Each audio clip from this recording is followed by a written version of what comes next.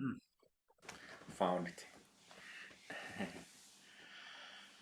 All right, ladies and gents, we have the annual autumn retreat starting this evening.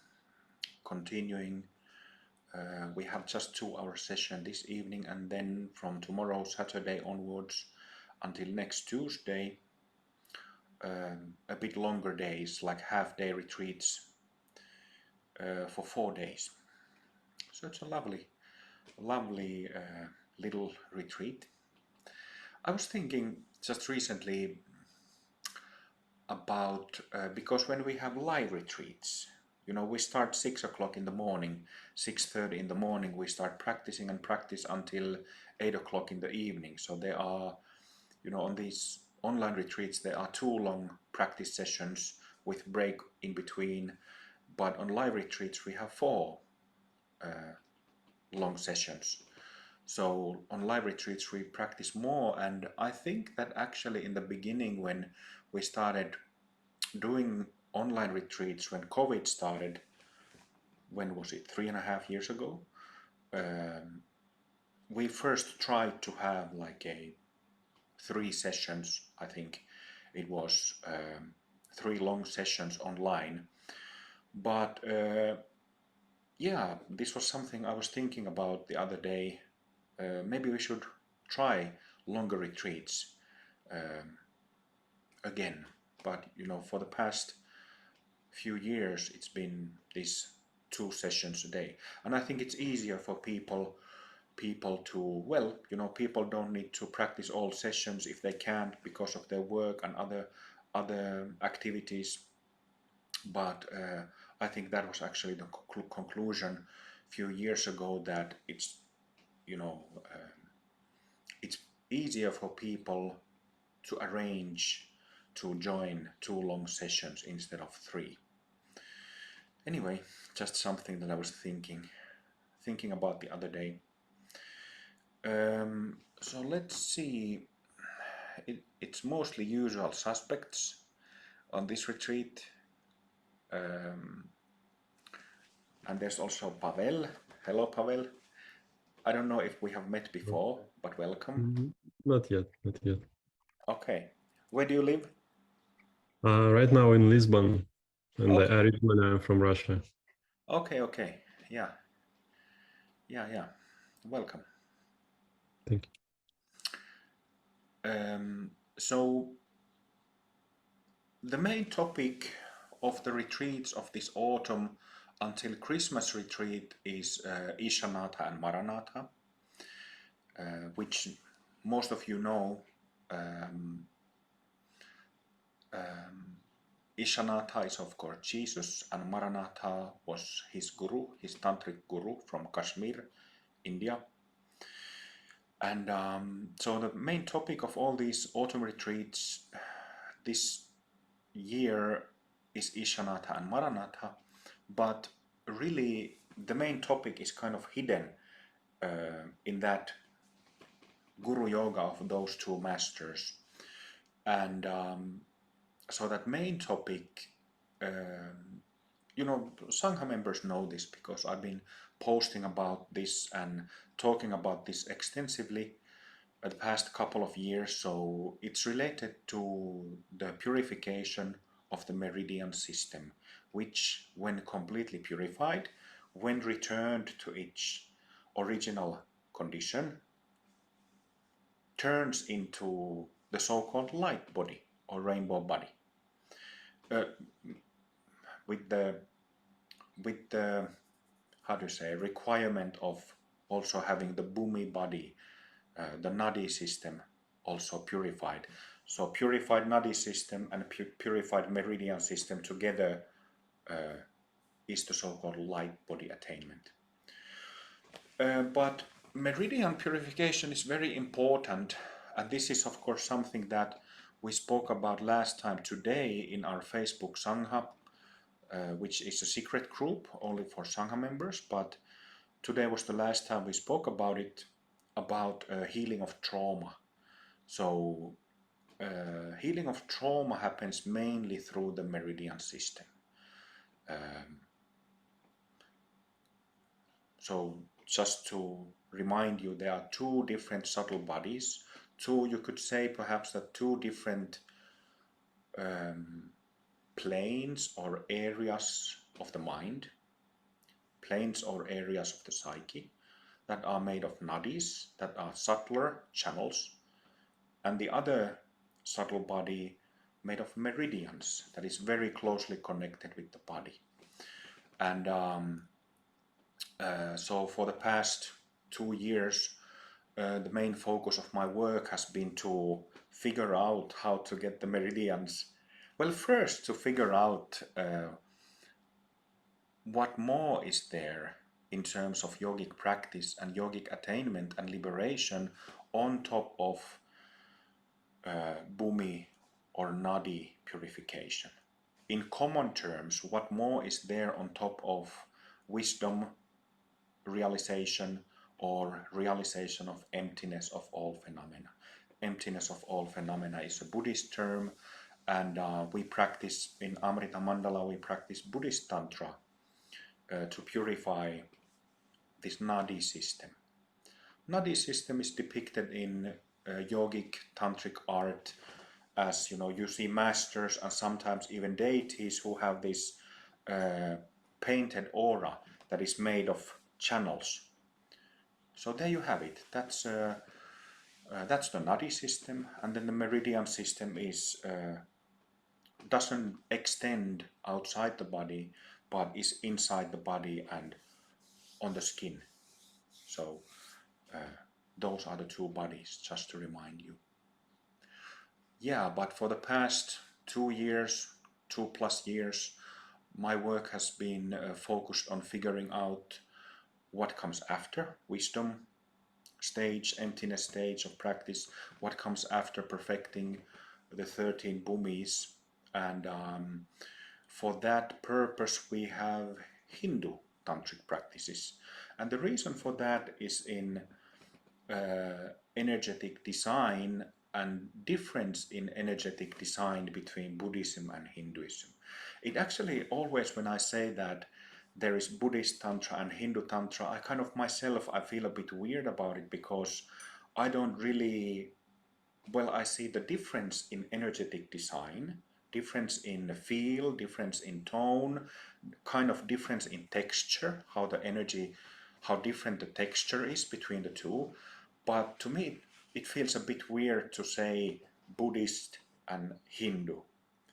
To me, it's just wisdom practice, enlightenment practice, yogic practice, and it's simply the case that because of that energetic design that both have, Buddhist Tantra is much more effective on the nadis, in the purification of nadis, and Hindu Tantra, or Buddhist Tantra, and including deity practice and Guru Yoga practice is better for nadi purification, and then Hindu deities and Guru Yoga with Hindu gurus is better for meridian purification. And of course, what is very important, without making it like a self-centered, egoistic competition, but what is really, really important, simply from the perspective of impermanence and our, how do you say, sometime at some point we will pass away. So we simply don't know when that happens, and what we want to do as practitioners, as yogis and yoginis, is to finish our practice as soon as possible. So this is very important point, of course it is wonderful, personally I spend a lot of time in practice, many years in retreat, and I enjoy practicing very much. It's together with tea drinking and some other simple things, it's one of my favorite things still, doing practice. I'm kind of a, well, I wouldn't really say fan, but it's simply one of my favorite things to do, practice. But having said that, we need to be realistic and understand that we might not have many decades to go to finish our practice. So that's why, because of that priority to me personally, and also because it's a priority to my masters who I've learned, is why this fusion of the two how to say two really main lineages and religions of yogic practice. That's why the fusion of the two. And having said that, there was a period in history. This is Minnie. Minnie the cat. She came to join our retreat. In history, there was a period when there was no strict divide into Buddhist and Hinduism, or people didn't really view or talk in the way it is divided and talked today. So this is the so-called Mahasiddha era that I often talk about. It took place on the larger northern and southern Indian era after Shakyamuni Buddha's time for about 1,000 years. You know, all these tantric great masters who are venerated as founders of Buddhist Tantra all lived during that time. But also masters of the Natha, N-A-T-H-A, Nath tradition are part of the Mahasiddha era and the development of the whole tantric methodology, that part we now know as Hindu Tantra and Buddhist Tantra. So to me personally, like I said, I don't really, it feels weird to speak in those terms, but to make the message better understandable, it's still good to use those terms. But by the way, the main topic of this retreat is Ishanath and Maranath, Ishanatha and Maranatha. That Natha there at the end refers to the Nath tradition that is a very, very old tradition. I can't really say when it started, but we're talking about thousands of years. Thousands, not 2, not 3, more like 10 or more. This is a really, it's a fascinating topic, the history and the dates of yogic culture in general, tantric traditions, Nath tradition, but unfortunately it is not, historical details, most of them have been disappeared. But there is one interesting thing about the main Hindu scriptures or classics called Vedas. And I think that it's agreed that the Rig Veda, which is the first one of the 4 main texts, is older than 10,000 years. Also, there is the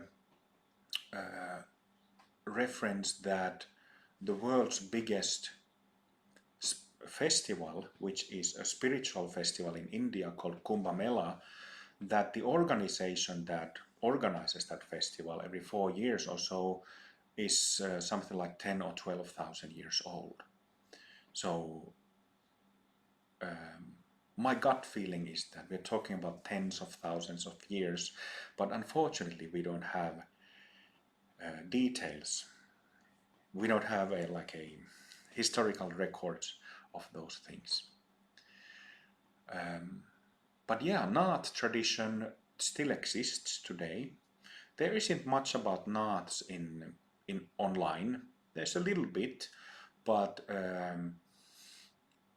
I think that Naths today, Naths are kind of a very specific tantric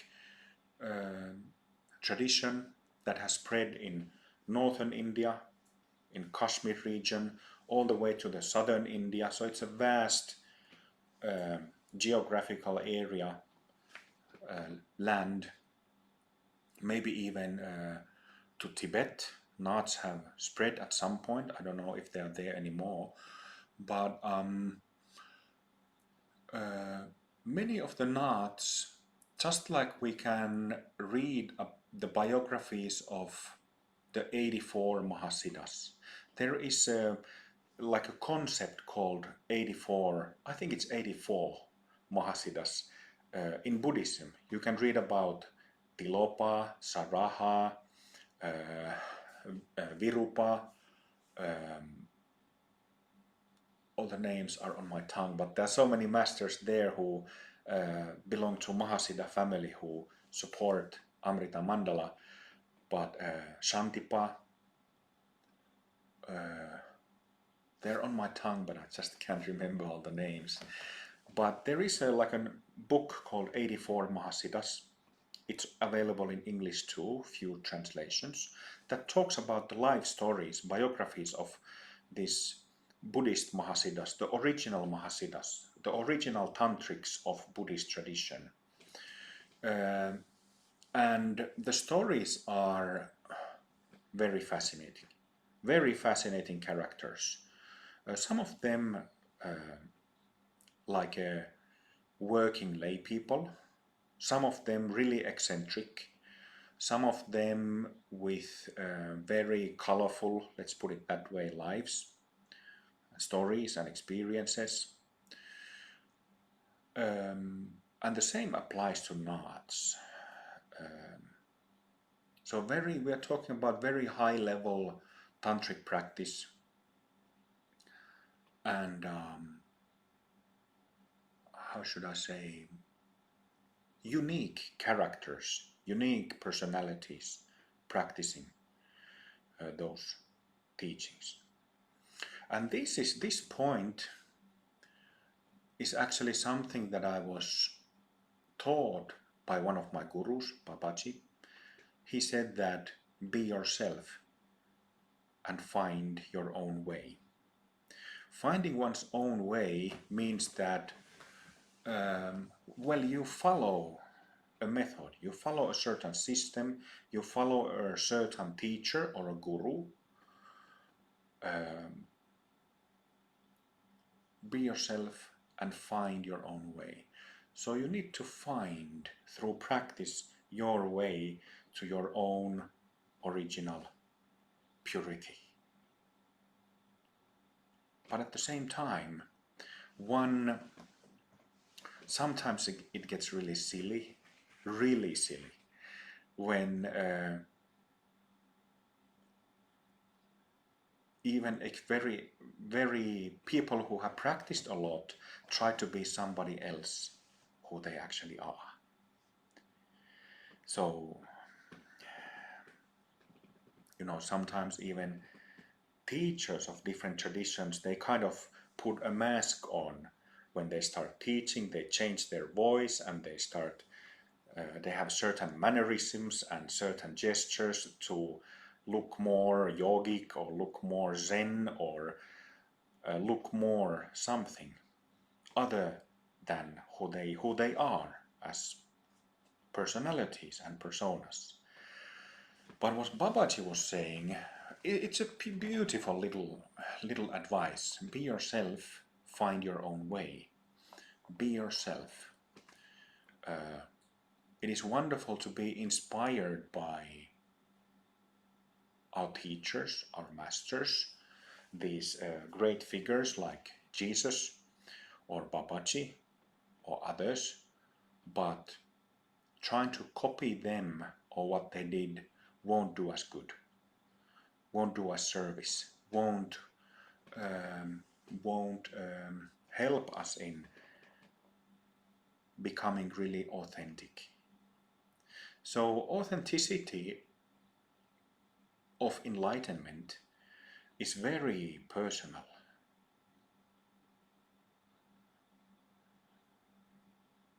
That's really one of the beauties of the whole thing. Becoming truly ourselves. Not being the chaotic pain feeling, suffering, deluded, samsaric being, but also not trying to be somebody else, like these idols, but becoming ourselves. That's the main teaching, and it goes really deeply. And in Amrita Mandala we have two different subtle bodies that together, when purified, constitutes, what is that word? Complete and perfect enlightenment. So these two together, including trauma healing, right? But at the same time, this is something that I've written about a lot recently, and I'm not sure if my students are really listening when I say this.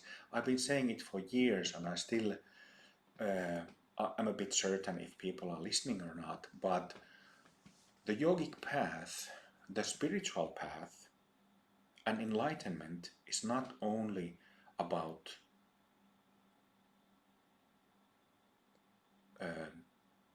mind and meditation.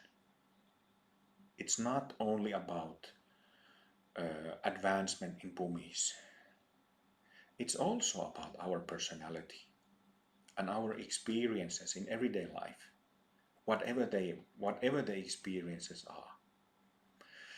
It's about everything in life and everyone in life. It's about life itself. When I say life itself, I mean everything. Everything there is to us, and the living, how can you say, livingness, aliveness of our own body and mind, but also about the body mind, the aliveness, the life around us in all forms, shapes. So nothing is left out. That's the thing. And what I really mean, what I mean about that, it's not some mystical experience or some high-flying thing, exalted thing, very down to earth. Very down to earth. Just being connected. That we naturally are when we remove layers of trauma, layers of just negativity, layers of selfing. That is what's left. Being completely connected and in harmony with everything. What does harmony mean? Well, that's a really good question. And this brings us to energetics. Peaceful and wrathful, passionate, compassionate, healing energetics. These are the 4 or 5 main categories of deities. Peaceful, wrathful, passionate. Well, compassionate deities are kind of peaceful. And then healing. So 4 or 5 categories.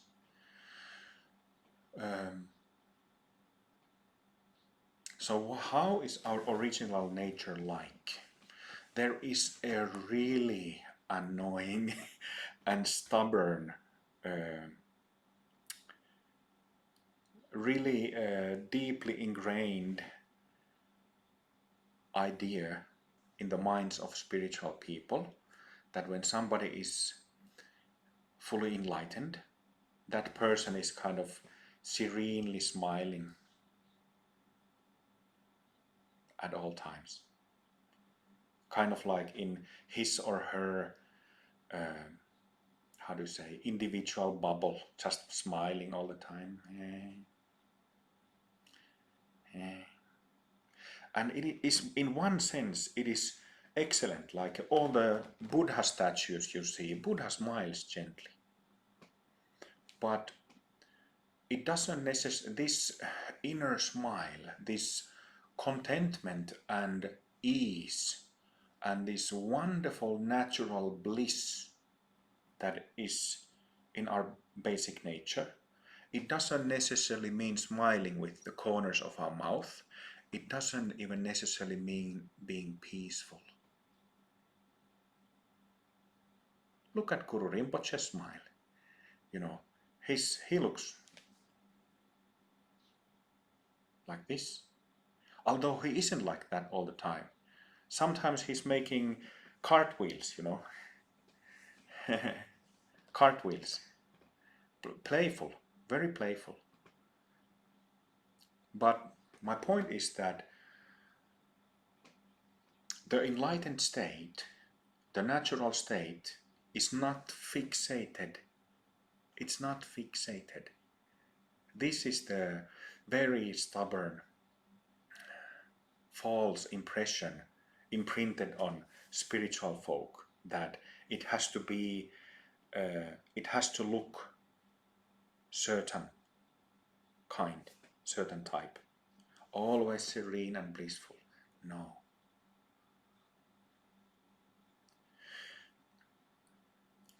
We live next to a river. It's quite a big river. It's behind our house. It's about 10 meters wide, and it's usually, well, it's pretty dynamic river. So it's not flowing like this, but it's going like pretty dynamically, even when it hasn't rained. But now, because it rained yesterday and the water is coming from mountains, like coming through a funnel into the river at the bottom of the valley, it's even more dynamic. Maybe you can hear the sound. Okay, you don't. Anyway, if you were here, even inside the house, you would hear it. But it's very dynamic. But whether it's slow, peaceful, whether there's compassion, some activity, some dynamic element, or whether it's all of that is the activity of the river. All of that is how the basic state is.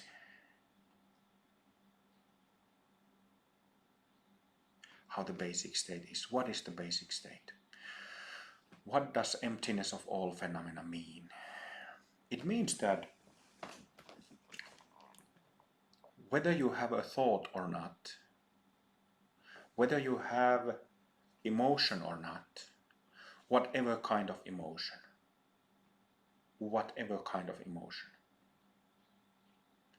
all of those thoughts, different types of emotions, or being without thoughts, or being without emotions, are the same. No difference.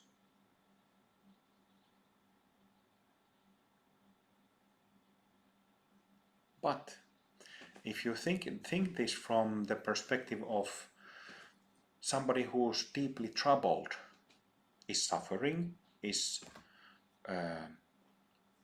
in mind that goes round and round in samsara, for that person, you know, some of you have finished the Bhumi, the Nadi purification, so you know this through your own experience perfectly. Some of you are still working on purification, but as you can remember back, when you still had no Bhumi openings,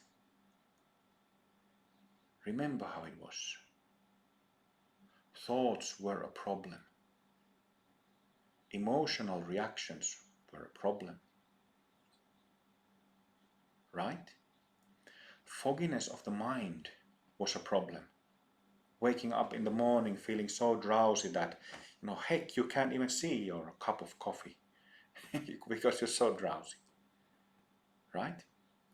So all of these thoughts, emotions, fogginess, drowsiness are a problem without so-called wisdom realization, without bhumi openings and bhumi perfections. Very much a problem. Heck, we all have so many experiences of this, isn't it?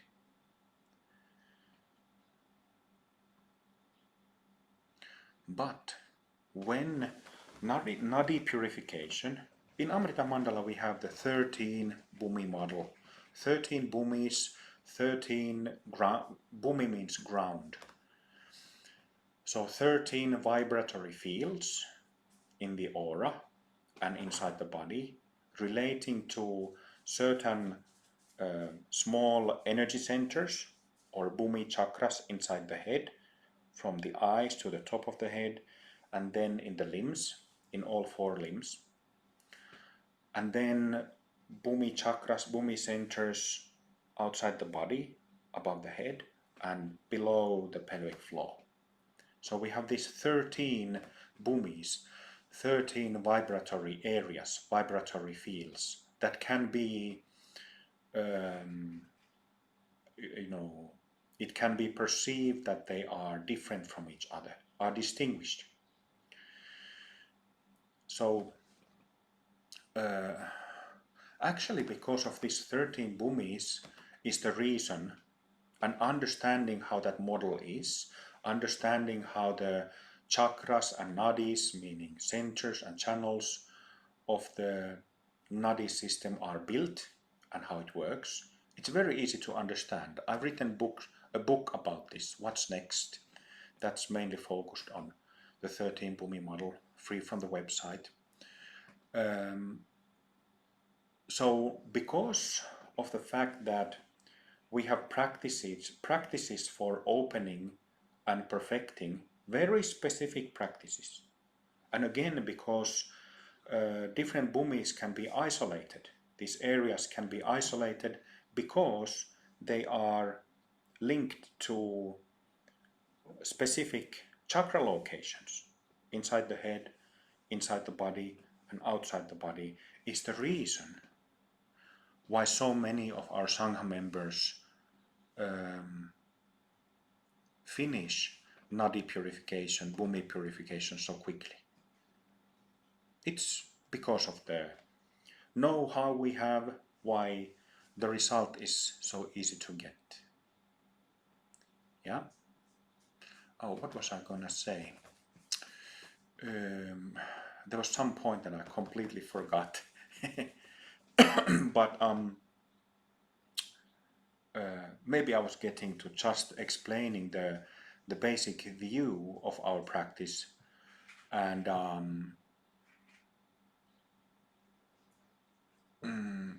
well, there was some point that I completely forgot. Oh. Now our dog is also on the retreat.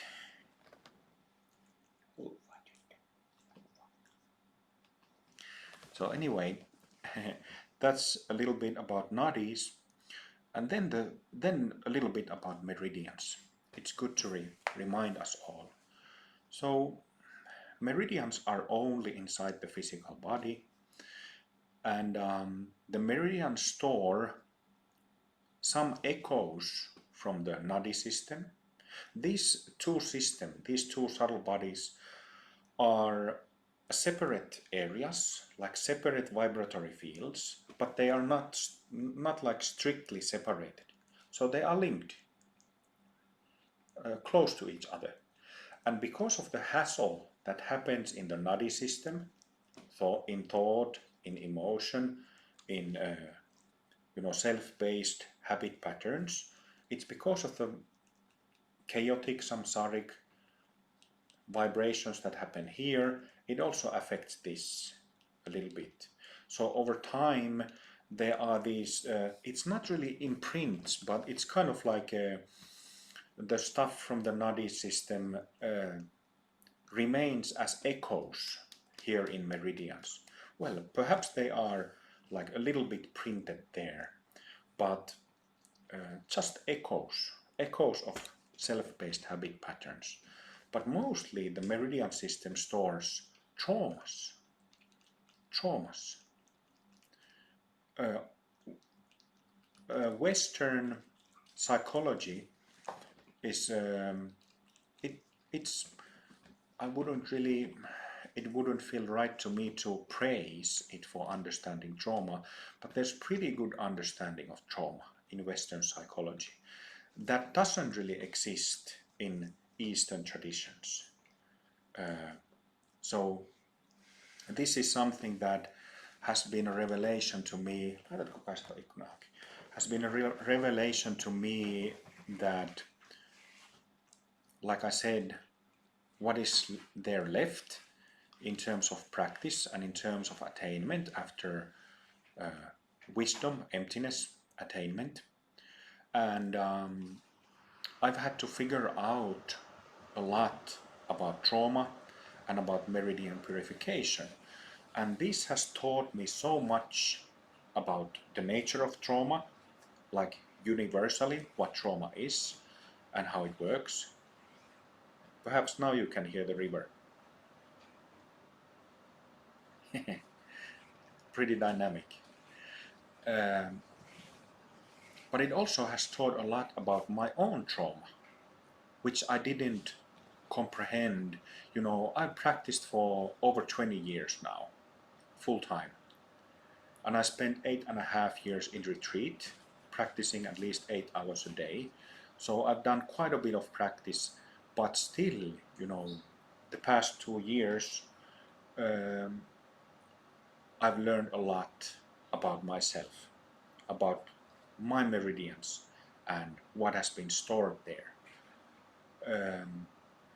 So mainly it's traumas stored, imprinted on the meridians that are extra, are baggage. And as you know, just an example how I said that nadis are closely related to meridians, but an example how the meridians are connected to the physical tissues and physical organism is that those of us who have traumas and have re-experiencing trauma, it feels very physical, isn't it? High anxiety, like panic attacks, fear, it's very physical experience. It affects the physical body, one's legs, gut, stomach, how stomach works or doesn't work. You know, everything goes through so fast, or you know, your stomach gets, you get constipation, anxiety feels in the heart, you know, frozen heart, limbs go limp, headaches in the head, tensions in the head. It's very physical, the stuff that is very physical, the traumas that are stored in the meridians. Anyway, so we have practices for both of these subtle bodies, and I know that actually, can you show me how many of you have learned Rainbow Body Yoga? Okay, Pavel has also learned. Yes, yes, good. And how many of you have learned Amrita Kriya Yoga? Wait a sec. Oh, okay, okay, very good, very good. So, as you might know, when I've led Rainbow Body Yoga sessions, I've struggled with keeping the basic formula, like a 45 minutes or 1 hour practice. But should I promise? Last time when I led Rainbow Body Yoga session, it lasted 3.5 hours. It was earlier this year. It was a wonderful session. Some of you remember? Do you remember? It was lovely practice session. Not in one session, but we had a break in between and then continued where we left off. But I'd like to do that on this retreat. And it's lovely because we have 4 days.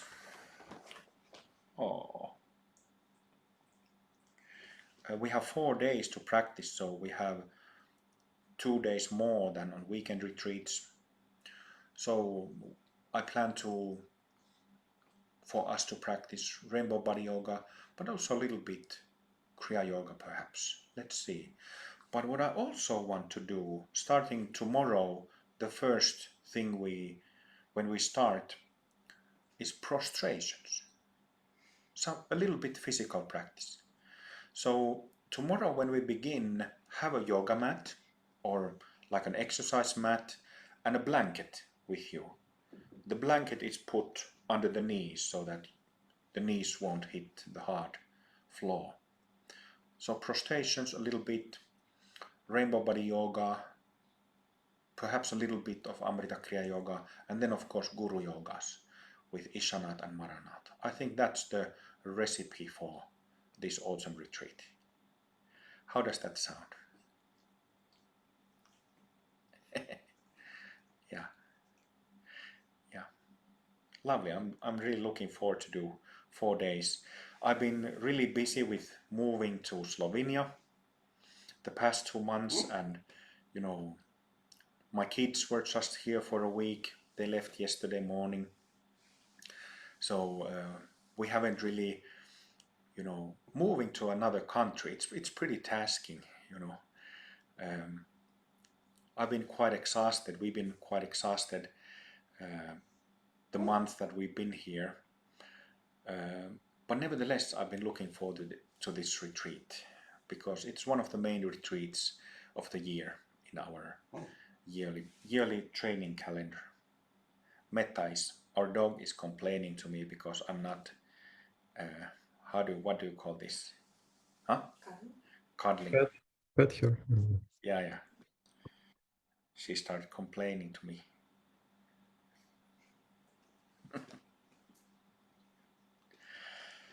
All right, do you have any questions or comments? Feel free. Actually, I was planning on the retreat, I was thinking of forcing you to speak about your practice a little bit.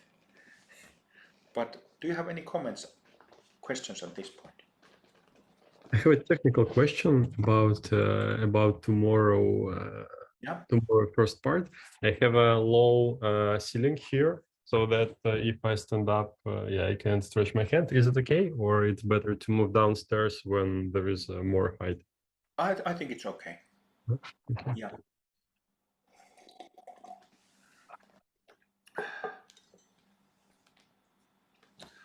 Any other comments?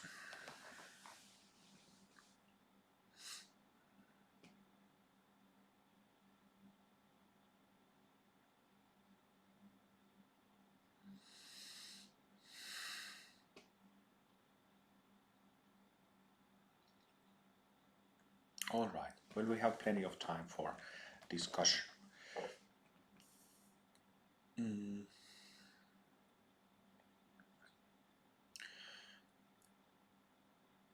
the first evening, I like to talk a little bit like I just have, but I also like to start from the basics. And most of you have, those of you who have joined many retreats with me, know that I like to instruct something about the posture and then go to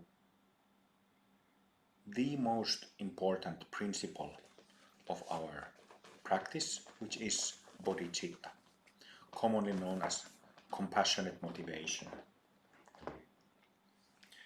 So let's do that. You can sit in comfortable, upright, yet relaxed posture.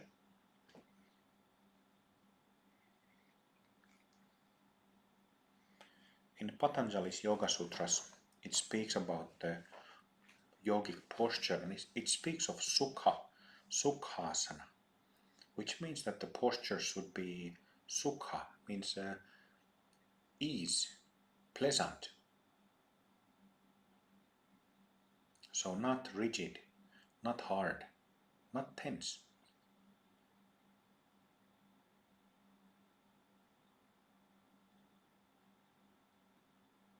You can have your hands on your knees, palms down or palms up, or you can have your hands joined under your belly.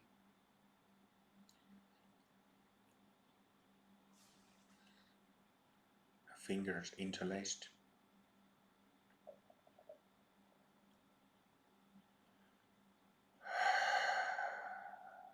If your body takes deep breaths, let it.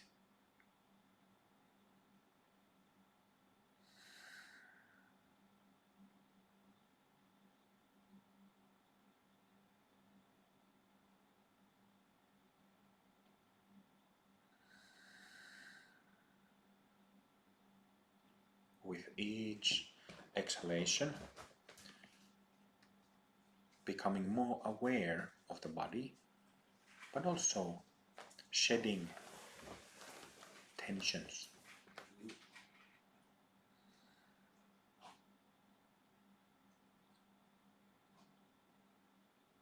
What is really important, two important points with relaxation, is to relax your eyes, the muscles in and around the eyes, as well as to relax the mouth.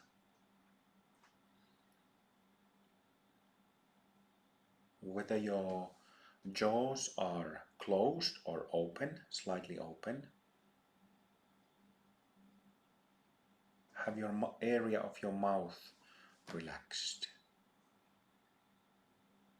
jaws relaxed. Lots of internal chatter, which is a problem to modern people, is connected to the tensions of the mouth and jaws. That's why. Little trick.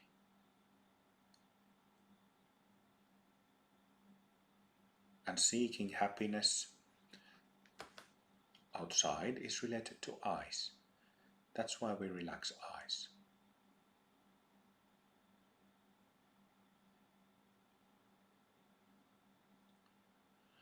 Instead of looking, well, I can't really say instead of looking, but it's kind of like when we stop moving the eyeballs and relax the mouth, suddenly it becomes easier to sense with the body and feel the body. This is very, very important. Central.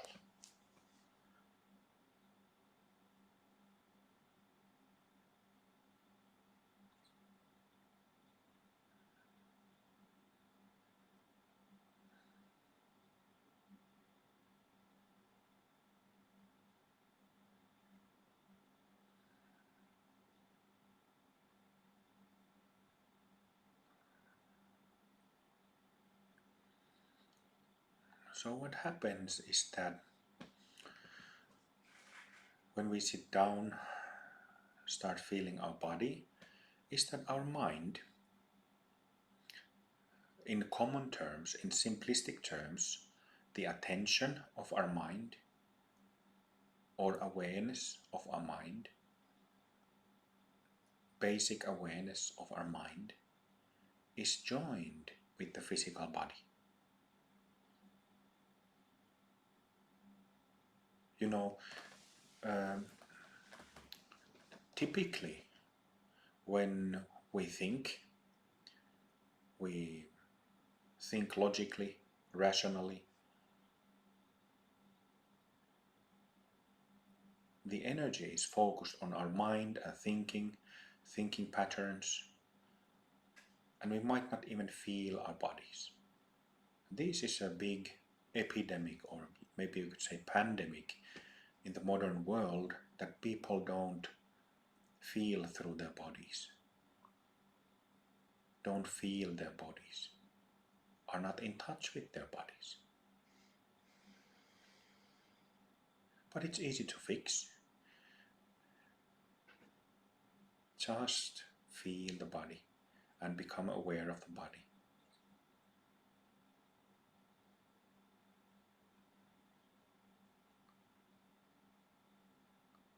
And really feel it, not in a dreamy way, not in a vague way, but really feel your body from the inside. Put your mind into the body.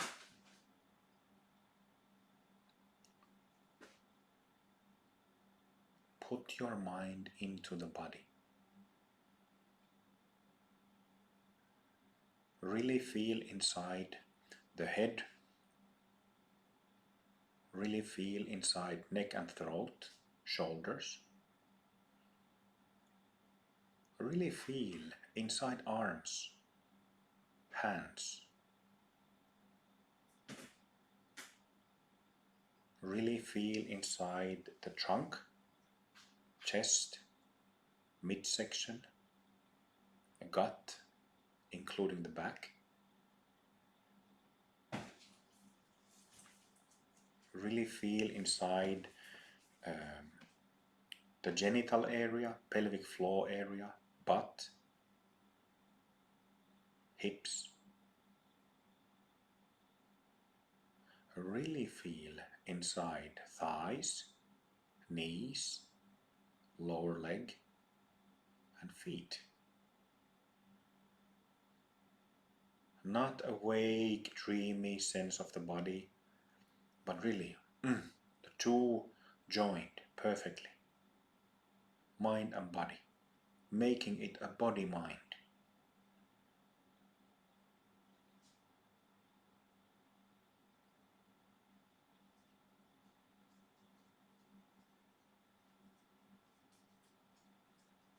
These are the instructions of embodied sitting.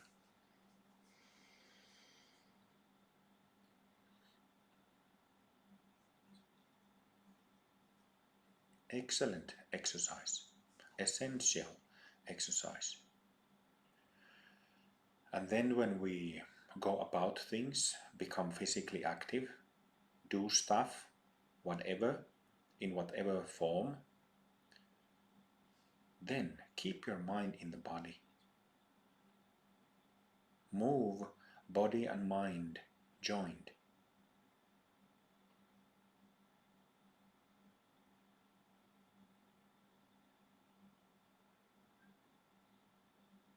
There is no problem with thinking and doing thinking work, no problem. But when thinking and thinking process is too much, perhaps because we do work like that, or perhaps if we have a mental stress, then imbalances occur. The energy starts dispersing, and we get tired. But when we join body and mind, that mental, emotional, subtle energy called prana is joined with the body. And that's how balance comes about, health comes about, well-being comes about. And that's a necessary foundation for yogic practice.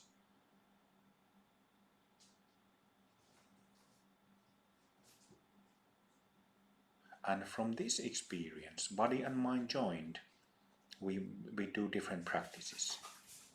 Mantras, mudras, prayers.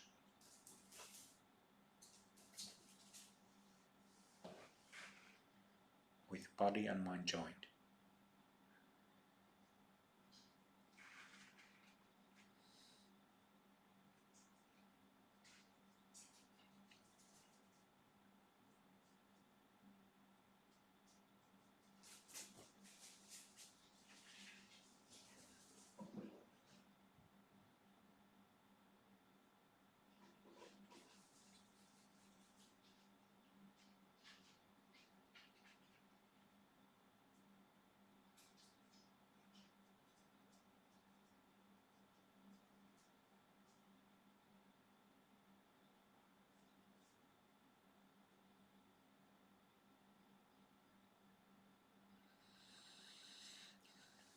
So what we are practicing now, embodied sitting, is an excellent practice for healing traumas. And remember how we did it, what I instructed. I said that the mind, the attention of the mind, awareness of the mind really needs to be put and joined with the body. Mind not vaguely, but really put into the body to join the two. Excellent practice for healing trauma. And this is the, really widely practiced in traditional methods of yoga and meditation. People practice sit like this for thousands and thousands of hours.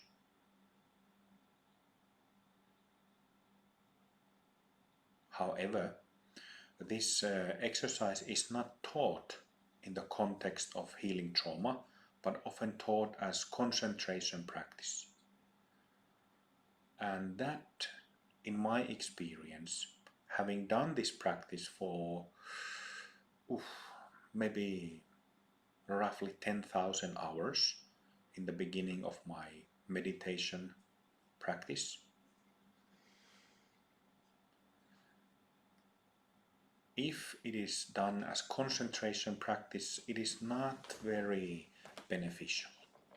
Some healing of trauma, some softening of the body will take place, but if the view, if the theoretical understanding is not sound, then also the results will be affected by false views.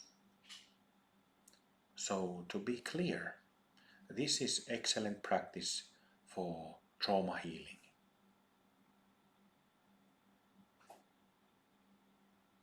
I don't teach concentration practice, samadhi practice, like in some traditions. It's not, because our method is very different. We do very different types of practices. And because I feel that embodied sitting is much more effective and useful in the context of healing, is why I teach like this.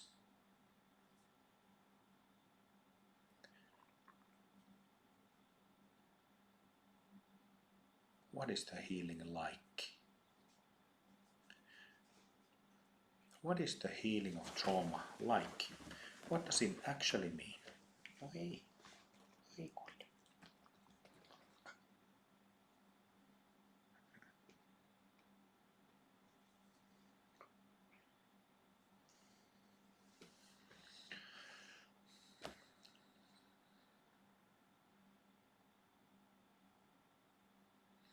There are different types of traumas, and but I think that traumas are very similar.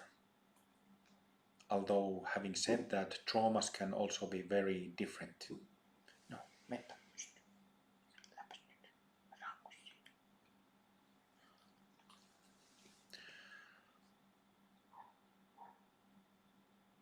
But I think I won't go that far off if I give a nutshell explanation of trauma in the following way.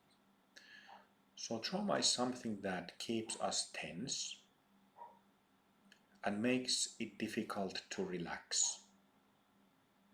With practice, people who are traumatized learn to relax and learn to relax better, but even then it can be challenging, difficult, even impossible to relax completely. So some tension, some nervousness, some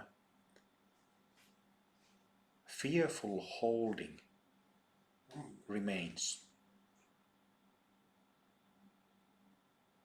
I can certainly testify to what I just said after about 30,000 hours of practice.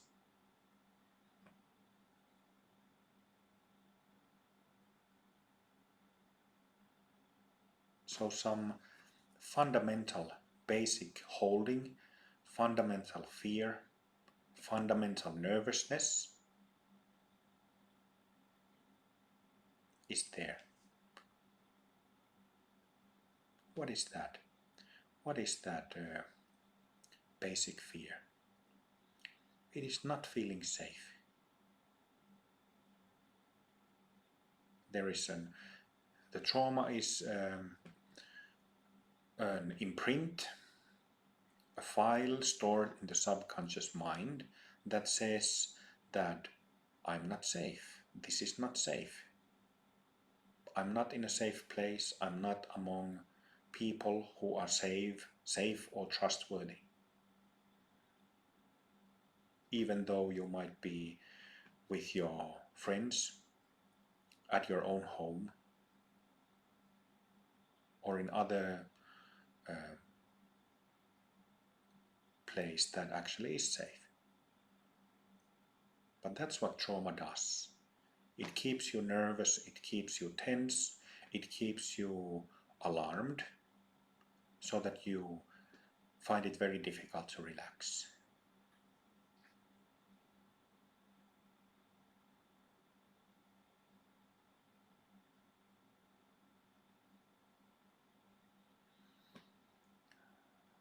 One simple tool, technique that I have used and taught for a few years is to ask oneself.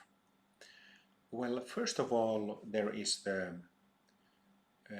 you learn about your trauma. You learn about this basic tension and how you start becoming aware of it. And a simple tool in this learning, this initial learning, is to ask oneself as you're sitting like this, in this session, in any of the sessions on this retreat, in your home practice, at your work, wherever you might be, having lunch in a cafe. Do I feel safe? Is it safe to just be here?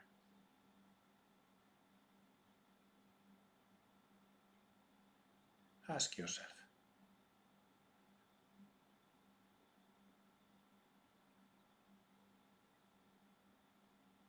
You feel the space where you are.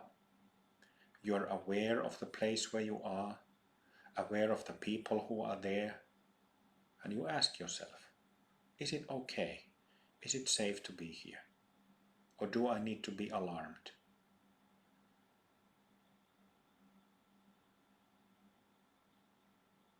What happens after that is that your subconscious mind gives you an answer. If you feel safe, if there was little tension, that basic holding, it relaxes. Yes, I do feel safe, and therefore I can just let go. No need to be on guard. Or the tension might stay, or it might even become more tense. If it becomes more tense, just be with it. Just be with it. Don't poke it. Don't stress about it. Just be present with it.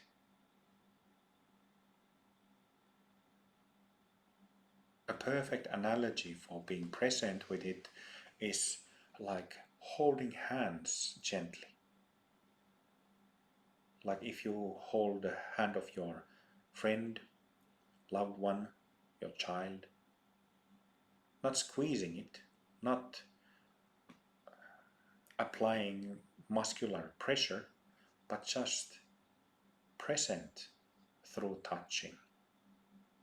Same thing with your mind.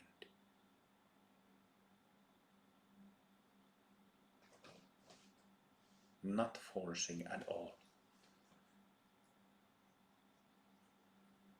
Which means that You accept that this basic tension is there. Acceptance. If you see it as a problem and you start poking it, why doesn't this relax? Why doesn't this let go? Then it will just, somebody who's traumatized, a person or an animal, if you start poking it, it will just go tighter into its shell.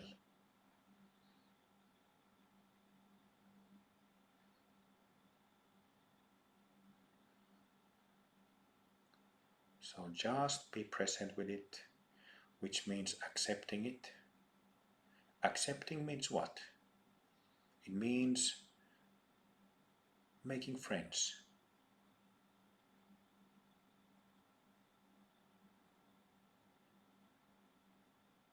Making friends. So important.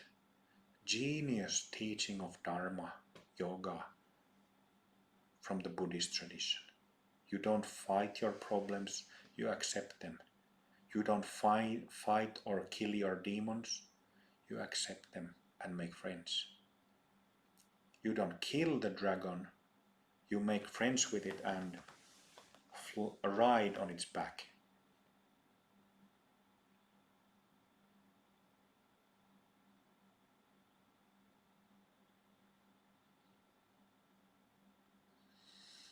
And then when you sit with it in a friendly way, ask again, do I feel safe? No. Is it okay?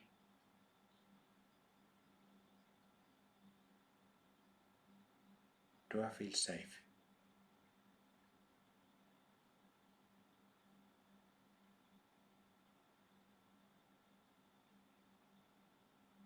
A very simple but very effective little tool of trauma healing.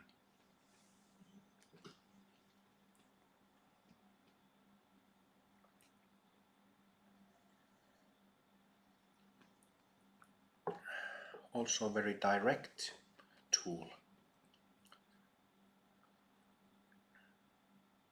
So you don't leave the trauma, which is, when one sensitivity of the body, subtle body develops, you start feeling that these traumas are knots, stubborn tensions somewhere in the body, probably in the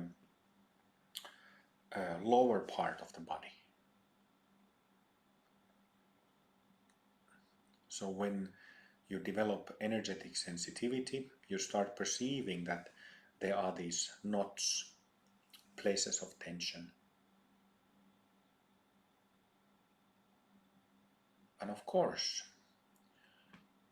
a lot of the main feature of yogic meditation is that you don't push away your problems and troubles and issues. You meet them head on. You meet them as they are and are present with them. So when you find out that you have 1 or 2, 3 knots of trauma, knots, K-N-O-T, knots of trauma stored in your body, you don't try to shoo them away and keep them somewhere away from you. No, the opposite. Making friends, being friends.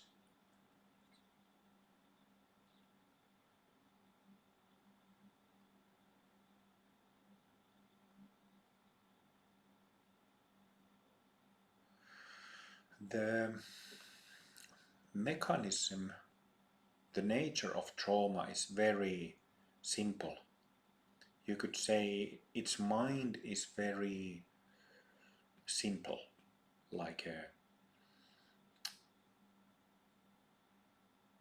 it's very simplistic. What I mean by that is that it's kind of like an animal that has been physically abused. and that animal has become very scared. It's just sitting there, perhaps whimpering at the corner of its cage. Very similar. It's very simple. There might be multiple causes and reasons that create the knot that you will become aware as you keep working on it. You will find out that part of this trauma is caused by some traumatic events, moments, something that you witnessed, something that happened to you. Some of it might be anger and fear because of that, what happened to you, and so on. So there are different things that constitute that trauma. It won't be just one thing there, one traumatic memory. It probably won't be like that. It will be a bundle of different things, layers, like onion.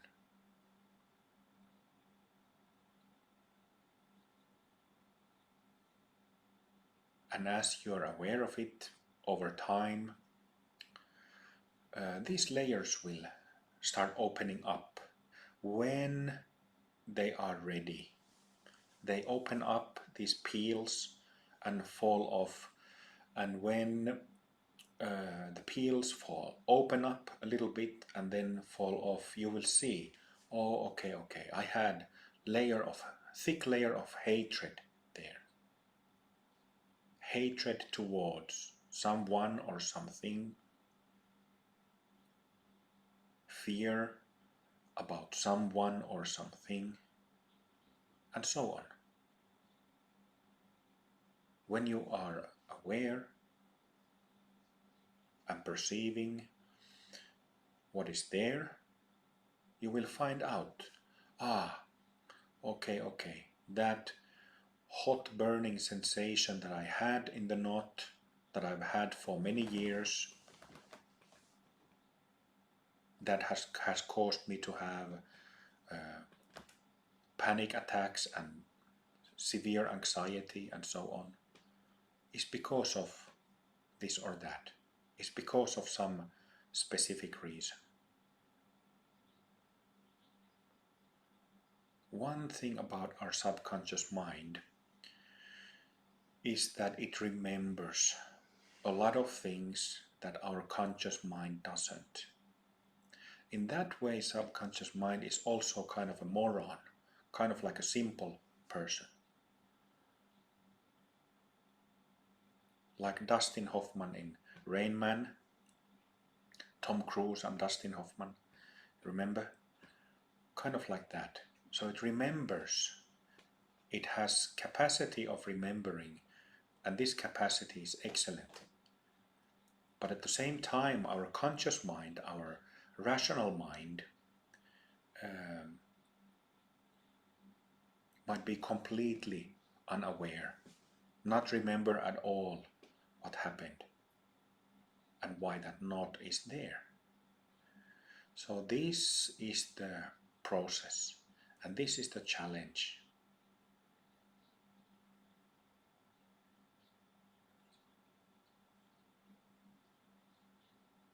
And we need to have a lot of patience when working with it.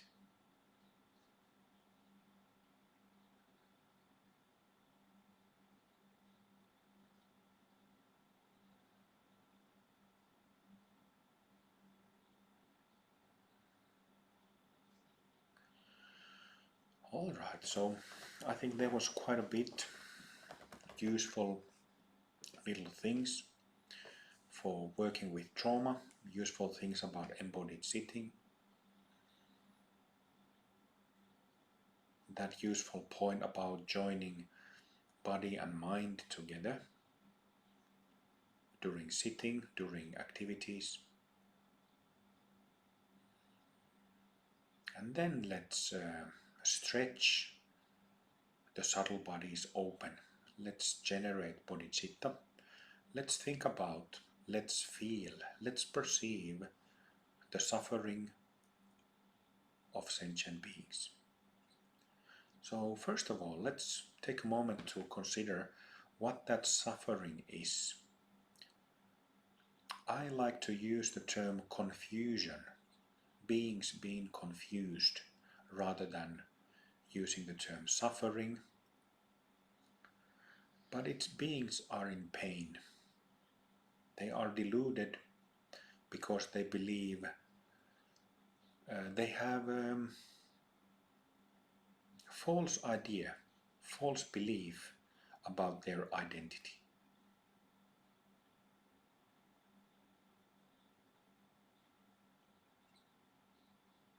Beings, all beings.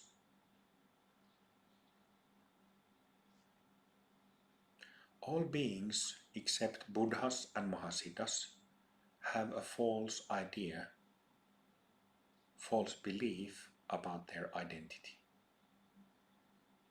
They think and believe that they are something that they're not. And that's the problem. That's why beings, we, remain confused, remain in pain, feel lost. It's that simple.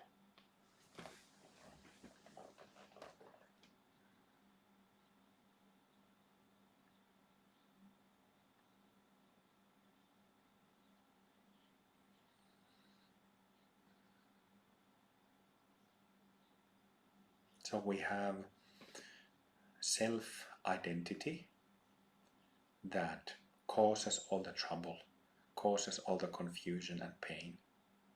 Self-identity. We believe that we exist as separate individual entities. Me, I. Me, I. Mine. Mine. That's mine.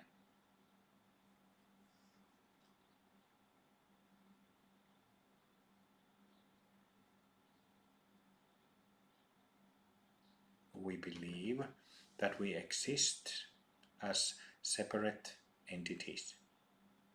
Entity, what does it mean? Entity means that that we have this conception that we believe that we are this some entity, some being. And that we have this identity that has a storyline, our experiences, our physical look, our successes, failures, our story. We believe that we are this being who has this story, that we are this entity that has this story.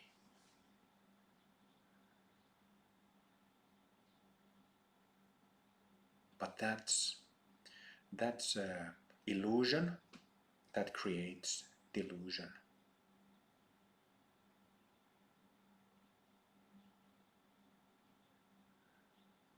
That's illusion that we would have this self, I or me. People think about and say the words I or me every day, countless times. I went there, I came back, I feel this way, I want, I don't want. We also speak of others, you, him, her. We define ourselves and others as these individual beings. And yes, we have personal experiences and personal stories that makes us unique. But one fundamental thing that is false, that makes us suffer and confused, is this belief in this individual self.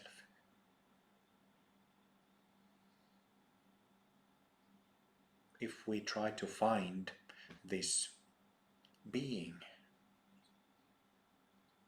that is ourself, I or me, it's kind of like trying to find some solid thing from open space. But what I just said is not sufficient as practice instructions. My point is that the self or I is not, what is that word? It's not consistent, vakio.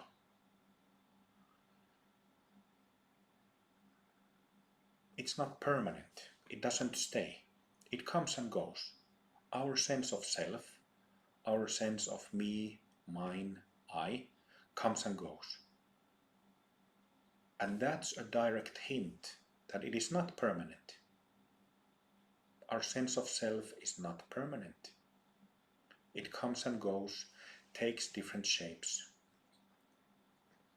but it's not permanent. And this applies to all thoughts. This applies to all emotions. A thought, whatever it is, doesn't stick. Emotion, whatever it is, doesn't stick.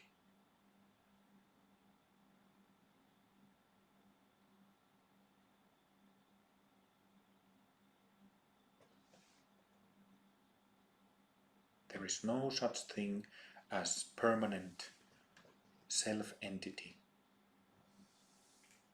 No matter how egoistic, if we think of very horrible individuals, dictators, who did a lot of bad things, even they had moments when they didn't have that sense of self that did all the harm. Even they didn't have it all the time. Because it is impossible to stay with the I thought.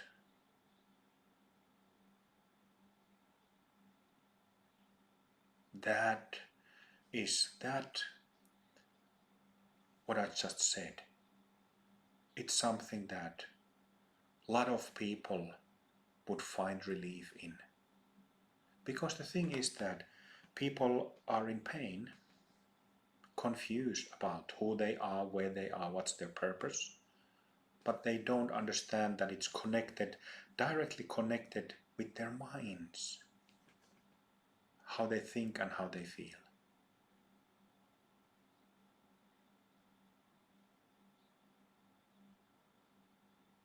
The concepts, the ideas, stubborn beliefs in their mind.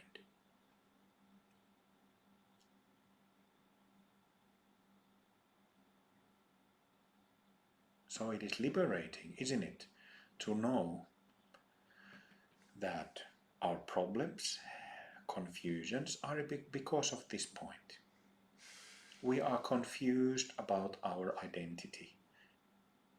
We believe that we exist as individual selves, individual entities, individual separate beings from each other, separate from each other, but we don't. The confusion is right there. It's so simple.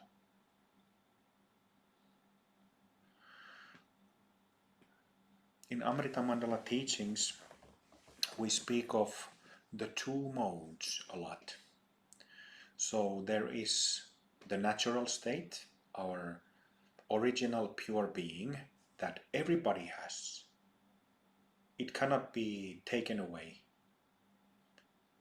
It cannot be removed from a person. No matter who you are, you have this pure being, original purity in you, in us, at all times. But it is not perceived, it is not recognized, it is not felt, not experienced, and that's the problem. It is foreign to us. We touch it randomly or by accident at times, perhaps when we exercise, go to nature, when we have some touching celebration like getting married, birth of a child, something like this. It shows up when our usual mental habit patterns are interrupted by something meaningful.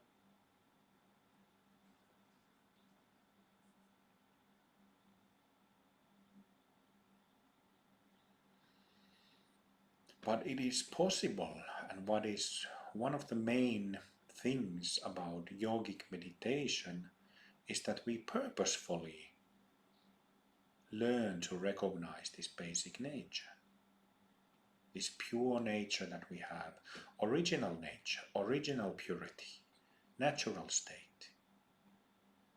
We purposefully learn to recognize it. And one effective way of doing that is to pray for the happiness, freedom, liberation, and well-being of oneself, but also pray those things for everybody, all others. So let's do that. So I'm gonna say these simple prayers. You can just listen and feel the effect, or if you like, you can say them mentally in your mind. Say the same prayers. So, may me, myself, and all beings, all living beings, be happy.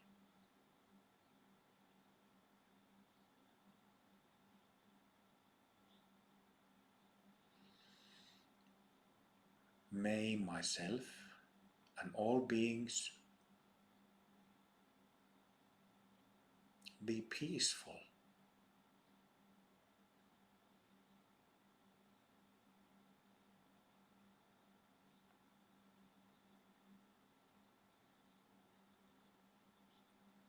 May myself and all beings be settled and grounded.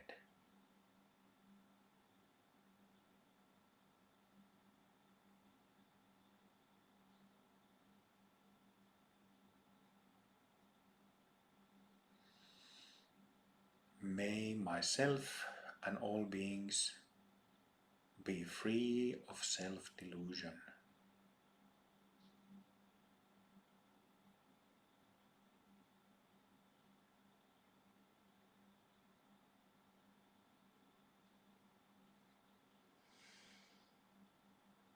When you say those simple phrases of prayer, listen, feel what it does in your energy.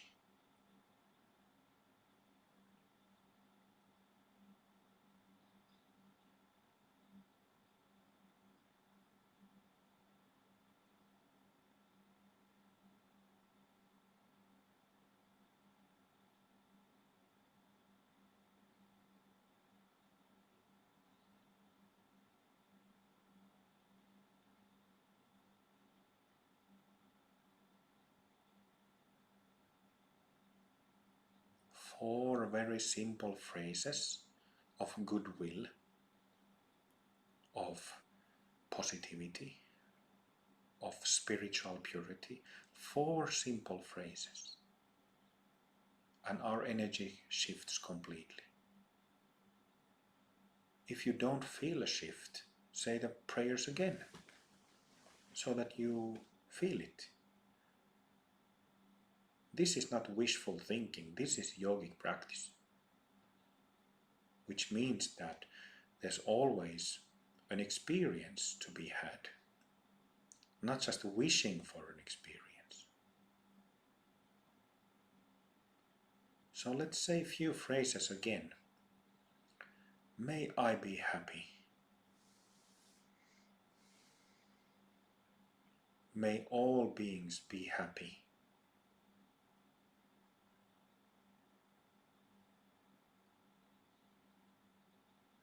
May I be free of self-delusion.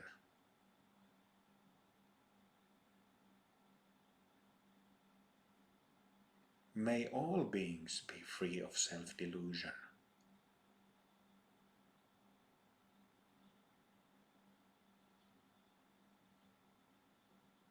May I have peace.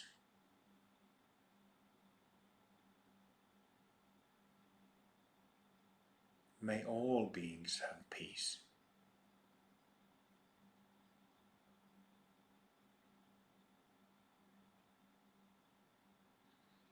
May I be grounded and settled.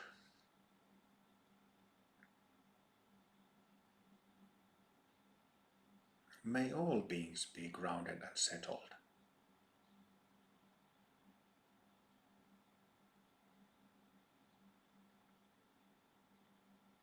And now listen with delicate ears.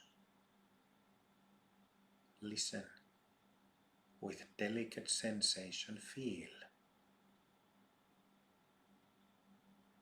the change in your energy.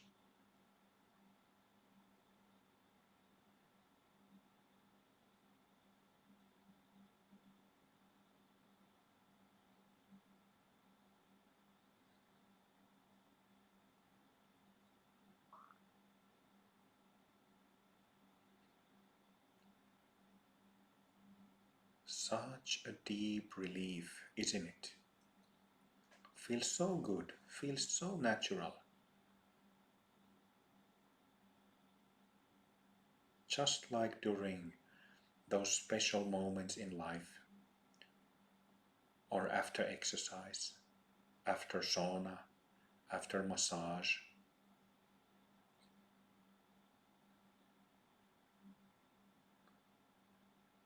This is the first of the two modes. The basic state, natural state, our original pure being. Selfless mode. Mode without me, I, self.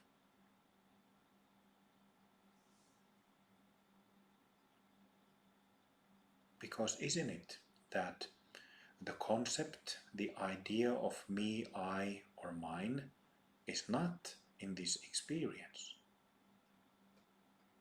There isn't that self-entity, me, I. It's gone. Whether you are recognizing, feeling, experiencing this state eyes open or eyes closed, you just don't feel, you don't conceptualize in your mind in terms of I, me, and other.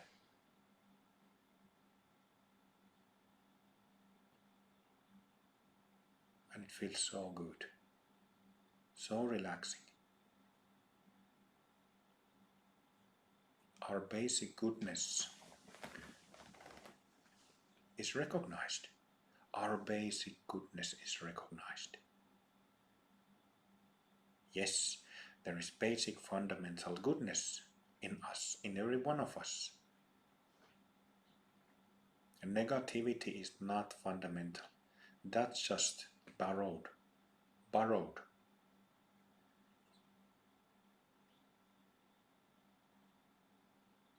Delusion, confusion, also borrowed.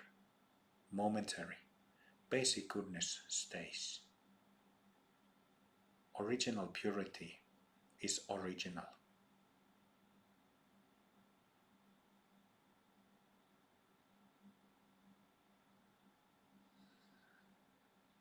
Do I feel safe? Does this basic state feel safe? Right?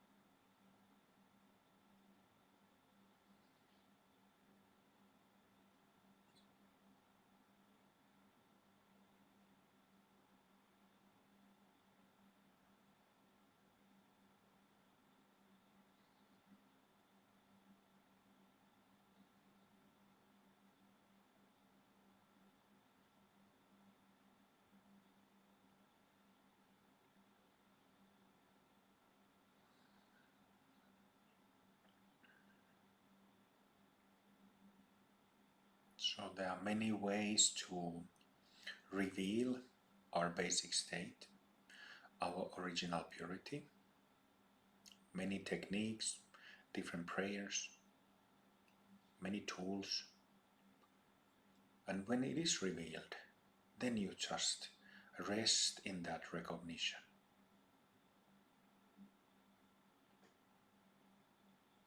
Take a break from samsara, little holiday. And this we can do many times every day. Take breaks, interrupt the wheel of confusion, and keep interrupting it as it keeps coming back, returning to our basic nature.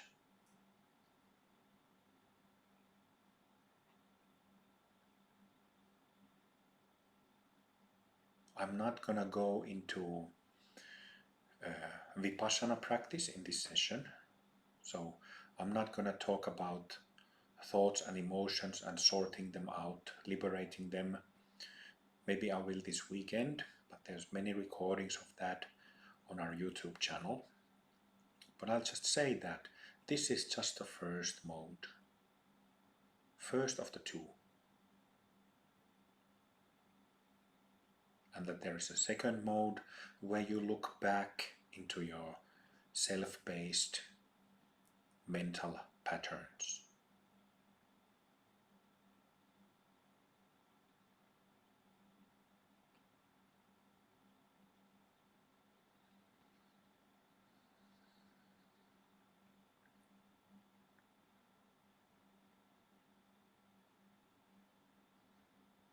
So remember what we have done in this session, joining the mind and the body, really putting the mind into the body, embodied sitting. And now that we have more clearly shifted our energy from chaotic, self-based, self-centered, trauma stuff into original purity, still sitting in that embodied way. Ooh, that's good, isn't it?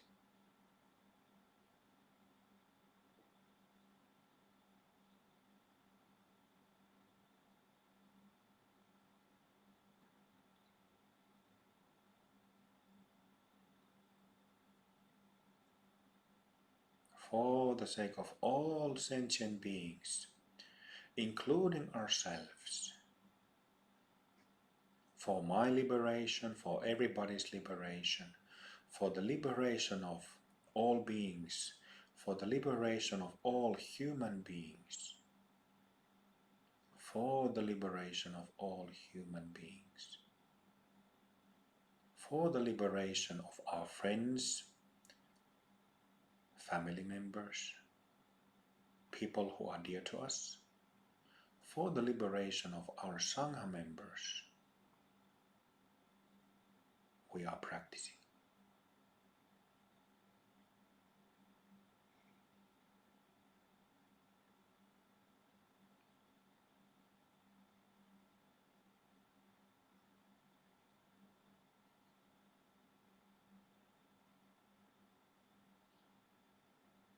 For peace and harmony of the planet Earth, we are practicing. For the health of planet Earth, we are practicing. Planet Earth, Mother Earth needs a lot of help these days because there's so many of human beings who are abusing her.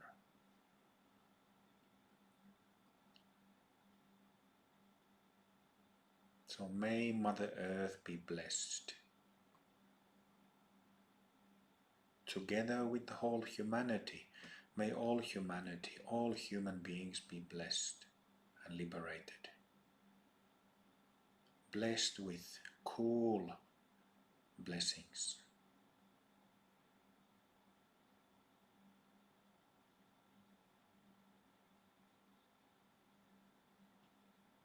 Also, may nature,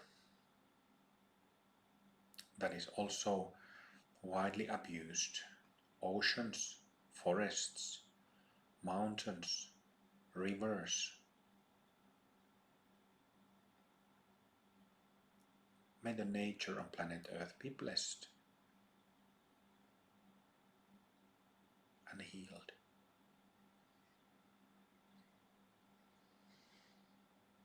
May all animal life in all forms be blessed.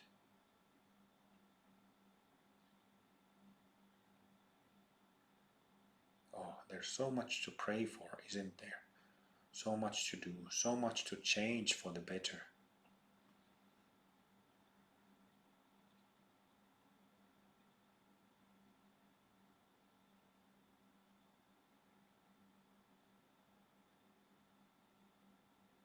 May all beings be free.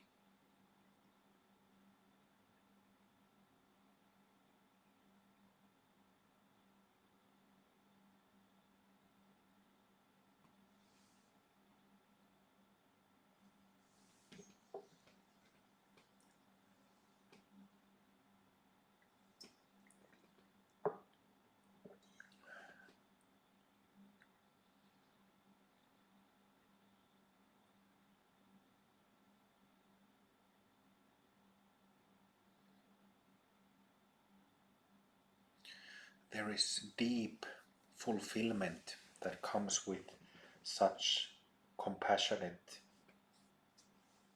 good-willed prayers. And there is our basic nature is that of enjoyment and happiness. There is an element of joyousness, joyfulness, and bliss. Can you feel it?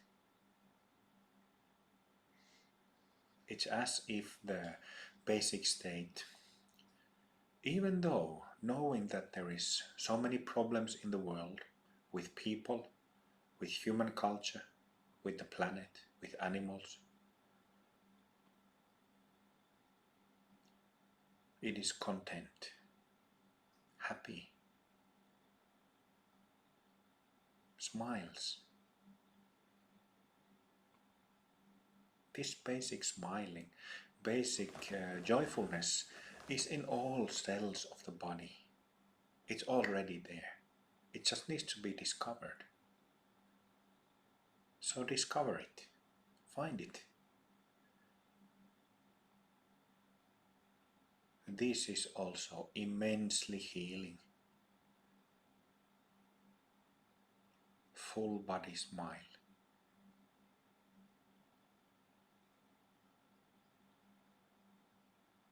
When we are in pain, we cry and it hurts. We are in opposite energy than gently smiling,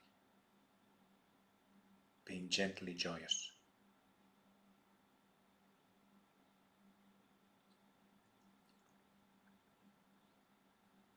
So this is also an effective way to do the opposite, to interrupt the wheel of pain and heal.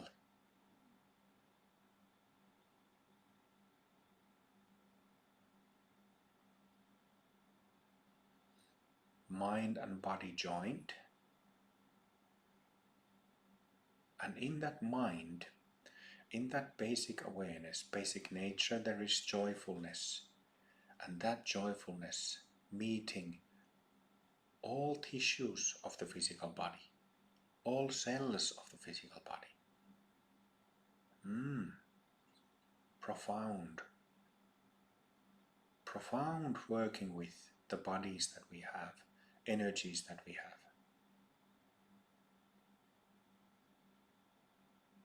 Joyfulness of our basic nature meeting the trillions of cells of the body.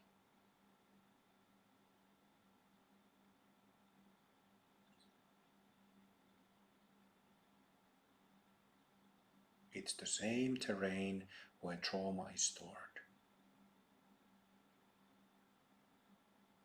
So cultivating the field, cultivating the terrain. Simple.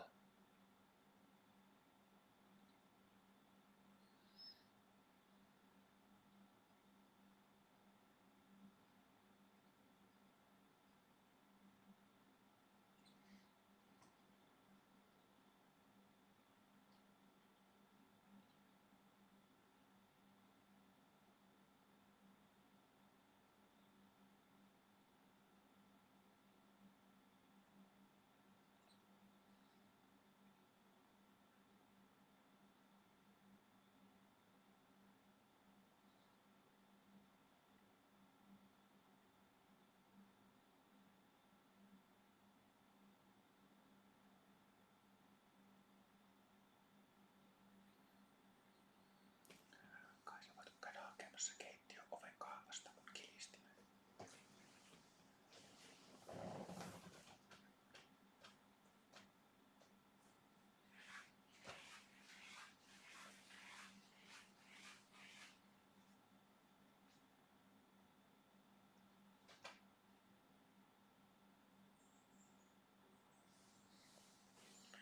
Let's wrap up this evening with Bodhisattva vows and basic prayers.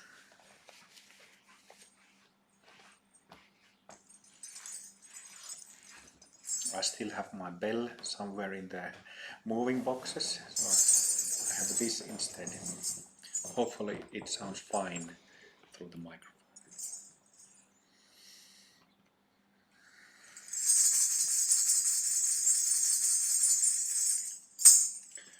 I vow to liberate all sentient beings.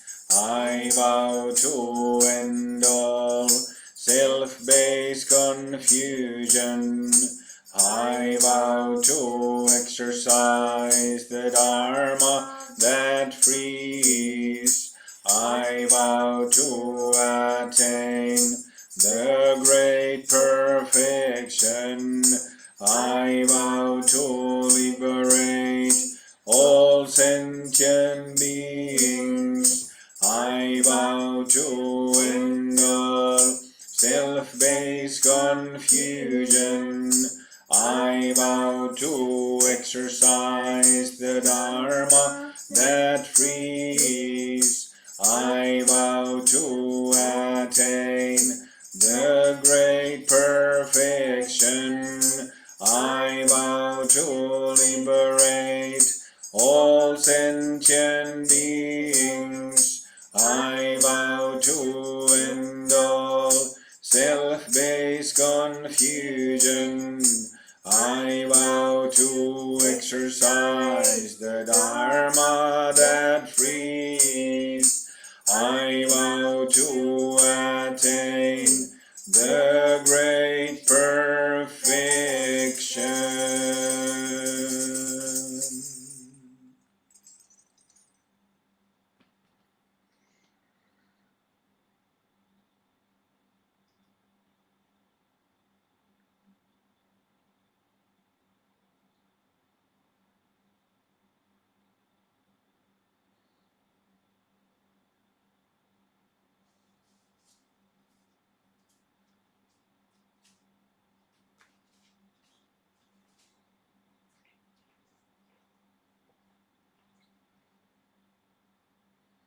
Always feel the charge, feel the energy of prayers that you chant.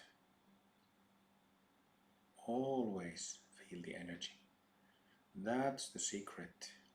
That's the practice of tantric yoga. Or even if you don't, even if you're praying to God, pray in different way, feel the energy.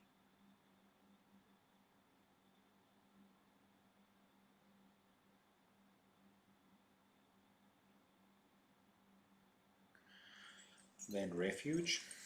I take refuge in the Guru, his pure land, Buddha, Dharma and Sangha. Just like that, like condensed refuge. I take refuge in the Guru is pure land, Buddha, Dharma and Sangha. I take refuge in the Guru, his pure land, Buddha, Dharma and Sangha. I take refuge in the Guru, his pure land, Buddha, Dharma and Sangha.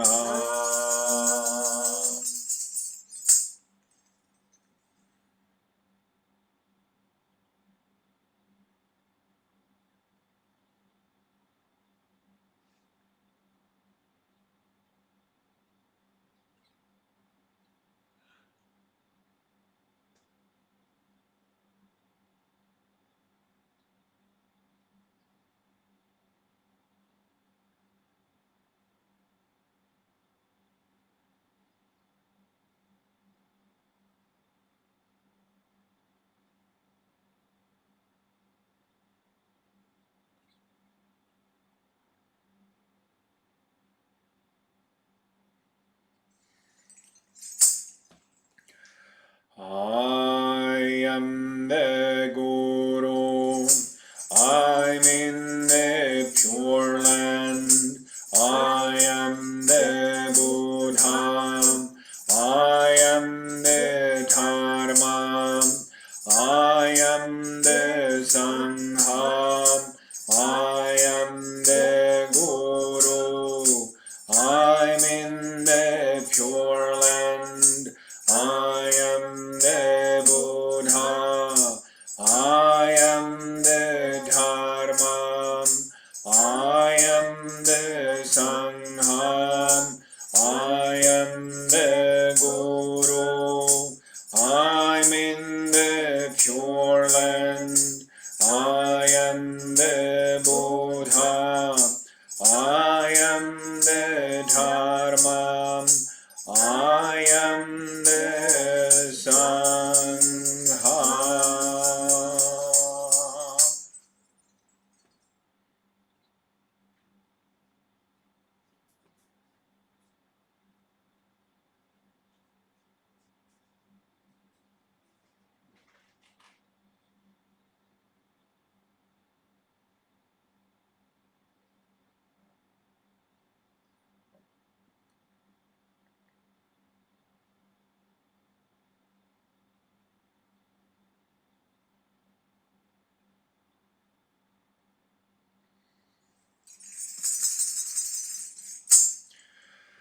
May all beings be free. May all beings be free. May all beings be free.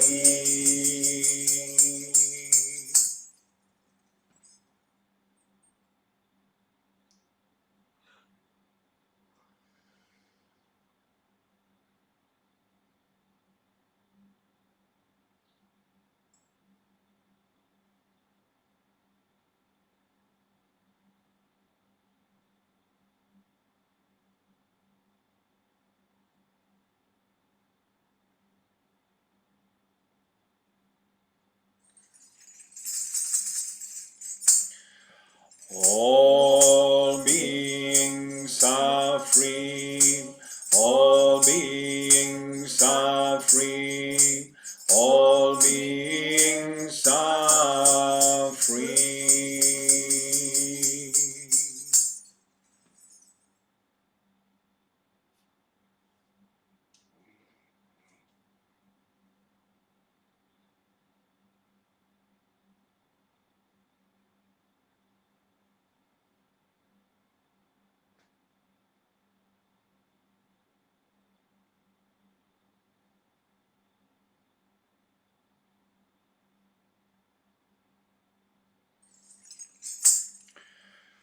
May all beings receive my accumulated merit. I dedicate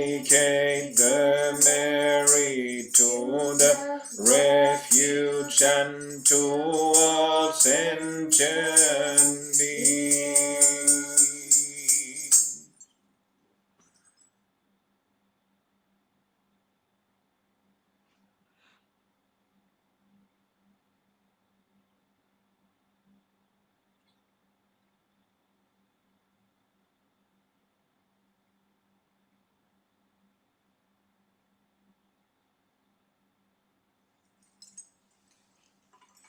Join hands,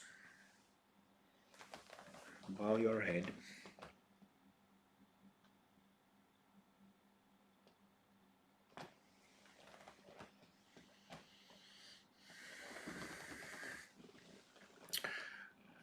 All right.